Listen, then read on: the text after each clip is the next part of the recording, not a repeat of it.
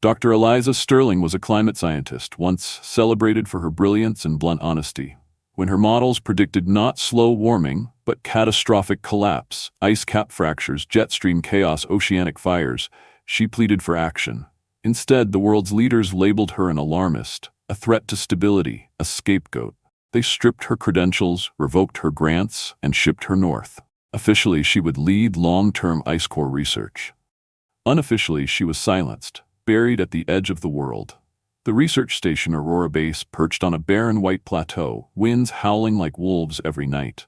A dozen empty labs, half a mile of tunnels, and enough supplies to last a lifetime, or end one. Eliza's colleagues pitied her. The rest forgot her. But Eliza was not finished. She turned her exile into purpose. She worked through the endless polar night, lights flickering against blowing snow. At first, she studied ancient ice, mapping millennia of trapped air, building better sensors, logging data no one would read. But in secret, she rebuilt the base. She expanded the geothermal cores, engineered backup systems, stockpiled food, water, medicine, and seeds. She converted one sublevel into a hydroponic farm, another into a server room housing the world's last archive of unfiltered scientific knowledge. She coded security and redundancy into every system. For years, Eliza lived in silence, her only company the northern lights and the distant crack of shifting glaciers. Her reports went unanswered. Her warnings, ignored. Yet every week she sent encrypted signals to a handful of trusted colleagues, preparing for the worst. Please be ready. The world will need safe havens. Only static ever replied. The collapse came in flashes, news, then silence. First wildfires so vast they blotted out the sun across continents. Then a string of hurricanes spinning at the poles. Oceans turned to acid, then to steam. Megacities were swallowed by blackouts, riots, famine, and flood. Eliza watched satellite feeds until every last one blinked out. In the final hours, a handful of messages reached Aurora Base. Scientists, old friends, strangers begging for coordinates, that survivors wandering the new ice. Eliza broadcast a simple reply: Aurora Base is open. Come north. Bring all you can. Hurry. Then she waited, at the edge of the world, beneath a sky burning with unnatural colors, for the last survivors to reach her frozen sanctuary. The first to arrive came on foot, faces raw with frostbite, eyes wide with shock and hunger. A pair of engineers, siblings from Norway, had trekked for days after their research vessel was crushed by shifting pack ice. They collapsed at Aurora Base's outer hatch, barely able to speak. Eliza dragged them inside, revived them with heated blankets, hot broth, and gentle hands. She wept with relief at their survival, then set them to work. Soon, more trickled in. Scientists from Canada, a lost weather drone operator, a Russian geologist with a half-frozen dog. A pilot crash landed a battered cargo plane on the plateau, bringing with him 4 refugees and a trunk full of medical supplies. Each arrival brought a new story of disaster. Flooded cities, governments gone, chaos where civilization had stood. Eliza welcomed them all. She turned Aurora Base from a tomb into a lifeboat. Survival in the Arctic was never easy, even before the collapse. Now, with more mouths to feed and uncertain supplies, Eliza enforced strict routines. She taught newcomers to maintain the hydroponic farms, cycle water, monitor air filtration, and repair every system by hand. No one was allowed to be idle. The base's halls echoed with new voices. Grief, gratitude, the beginnings of fragile hope. Together, they mapped out plans for expansion, sealing cracks in old tunnels, scavenging parts from derelict weather stations, melting ice for water. They divided into teams: engineers, medics, foragers, teachers. Eliza wrote new rules on the mess hall wall. We share everything. We work together. No one left out in the cold. Trouble came not from outside, but within. A young chemist, Lucas, grew resentful, accusing Eliza of hoarding supplies and knowledge. He wanted looser rules, more freedom, less dictatorship. Some sympathized, weary of hard labor and endless cold.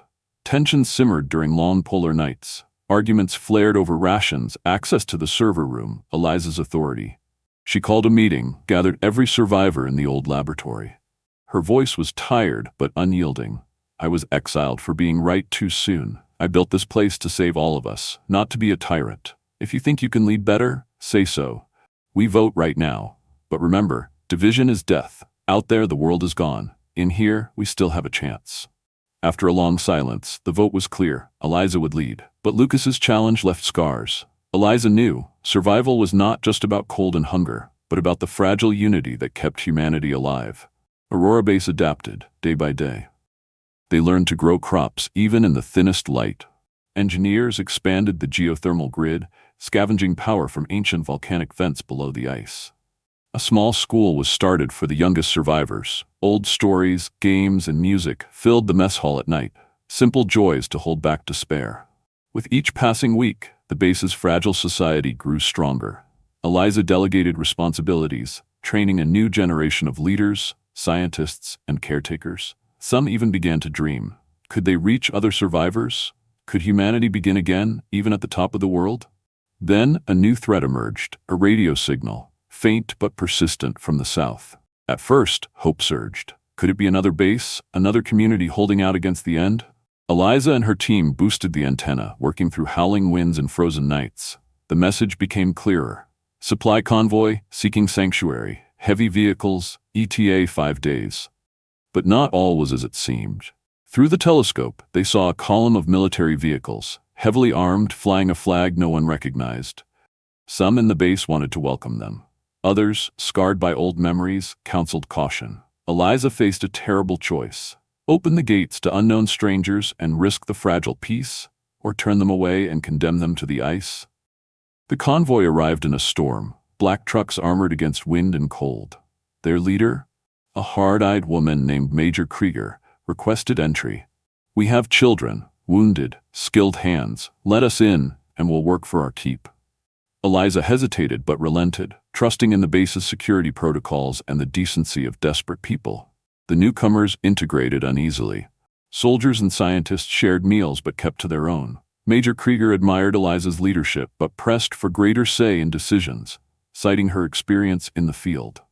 Tensions simmered, alliances shifted, old fears revived.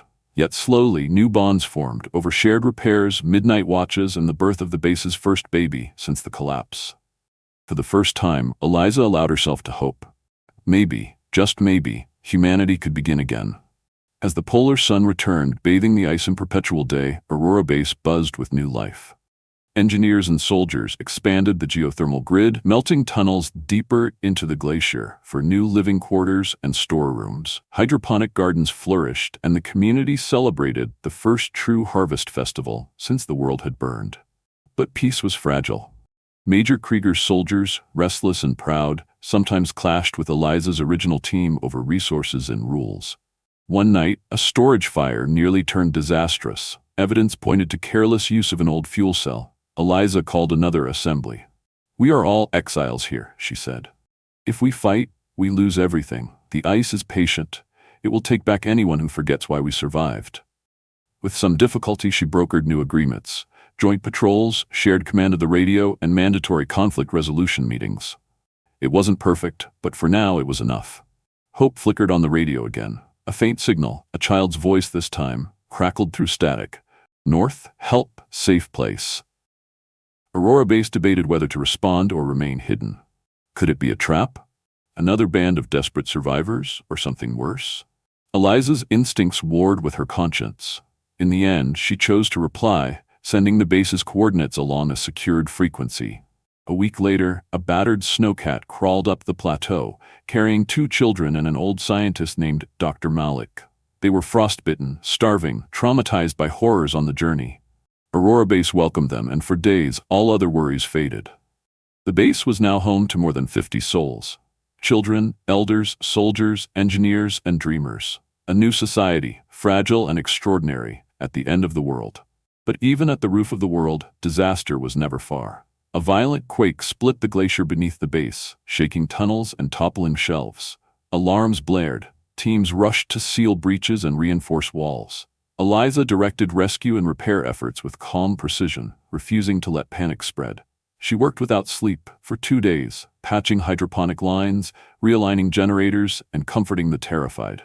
In the aftermath, the community gathered for a somber reckoning. Repairs would be costly, food would be tight for months, and some rooms would be sealed forever. But no one was lost. Aurora Base endured. That night, as the northern lights danced over the battered dome, Eliza stood outside and made a silent promise. Whatever came next, she would keep the fire of hope alive in the coldest place on earth. The years that followed were both harsh and miraculous. Children grew, learned to ski before they could run, learned to plant potatoes by lamplight and tell stories beneath a ceiling of ice. Elders taught the songs and lessons of the vanished world. With every year, Aurora Base grew. New tunnels, deeper and warmer, expanded farms and fish tanks, workshops where survivors invented, repaired, and dreamed of someday going south again. Eliza grew older, her hair silver, her eyes always watchful. She spent evenings recording every lesson learned, so nothing would be lost if she ever vanished into the snow. Through her leadership, the base earned a reputation. Other Arctic outposts, small and scattered, began sending messages. They wanted advice, sometimes trade, sometimes even to send people north. Trusting that if anyone could keep them alive, it was the woman exiled to the ice. But not all news was good. A supply mission found the remnants of another settlement, abandoned, ravaged by an internal power struggle. A bitter warning that their own unity could never be taken for granted. Inside Aurora Base, rivalries flared between the old hands and the children of Krieger's soldiers. Some dreamed of reclaiming the ruins to the south. Others wanted to remain hidden forever. Eliza responded as she always had, by building bridges. She organized exchange visits, let youth from rival groups work and learn together, and encouraged new traditions, midwinter feasts, joint expeditions, storytelling nights where every voice was heard. Trust rebuilt itself, slowly and painfully. In her last years, Eliza saw Aurora Base become more than a shelter. It became a true home, an unlikely city of hope, invention, and memory atop the most desolate ice on Earth. She stepped back from leadership, mentoring a new council. Scientists, teachers, even some who once challenged her rule. Eliza spent more time in the oldest tunnel, tending to her hydroponic garden, listening to the wind as it howled outside. The children, now teenagers, visited her often. They asked about the world before, about her exile, about what it meant to never give up. And Eliza always answered the same way. The cold can freeze you, but hope is what keeps you moving. Never forget, unity is the only warmth the world has left. She died quietly, surrounded by friends and students, as the aurora blazed green and purple across the sky. Eliza Sterling's passing marked the end of an era, but not of hope. The council she'd trained took her teachings to heart, guiding Aurora Base through the lean years that followed. They welcomed new survivors, forged alliances with distant outposts, and continued the cycle of sharing, learning, and innovation. Under their leadership, the base grew yet again. Ice tunnels stretched farther, linking to nearby geothermal vents. A radio network blossomed, connecting enclaves across the north. Children became explorers, mapping the shifting glaciers, searching for signs that the world below the ice might someday recover. On every wall, in every lesson, Eliza's words endured. We share everything. We work together. No one left out in the cold. Decades passed. Aurora Base became a legend whispered in far-off places, a symbol of survival and unity. The children, who had known only ice and tunnels, became elders themselves, teaching a new generation how to live with courage in the face of endless night. Sometimes, scouts would return from the southern ruins, carrying seeds, stories, and hope that the sun might one day warm green earth again. The base's archives, carefully maintained and always expanding, became a treasure trove of old wisdom and new invention. And always, in the heart of the community, burned the memory of the woman who built the first fire in the snow. Long after the world's collapse faded into myth, children gathered around the hydroponic gardens to hear the tale of Dr. Eliza Sterling, the woman banished to the Arctic, who refused to let humanity freeze alone. Her story was sung at midwinter feasts and painted in murals beneath the dome. Her rules, once strict and unyielding, became the foundation of a new kind of society, one where exile became leadership, and hope, even in the deepest cold, could never be extinguished. Above the base, the aurora danced in the night, and far below, the world slowly began to heal. And at the edge of the world, under a sky alight with green fire, humanity endured, together and forever changed.